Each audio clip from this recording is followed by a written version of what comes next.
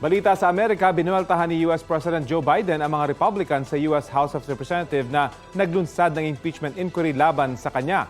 Gate ni Biden, gusto lang daw sirain ng mga Republican congressmen ang gobyerno. Si Biden ay miyembro ng Democratic Party at kalaban ng mga Republican na kontrolado ang majority ng US House of Representatives. Sentro ng impeachment investigation ang aligasyon na nakinabang umano si Biden sa mga business dealing ng kanyang anak na si Hunter Biden noong siya ay Vice President pa mula 2009 hanggang 2017.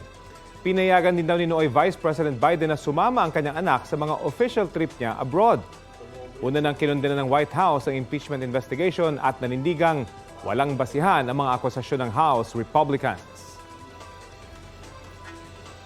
Balita ko, may tututukan kayo tuwing 11 a.m. sa GTV.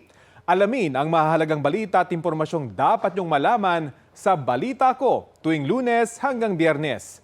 Mag-subscribe din sa GMA Integrated News sa YouTube.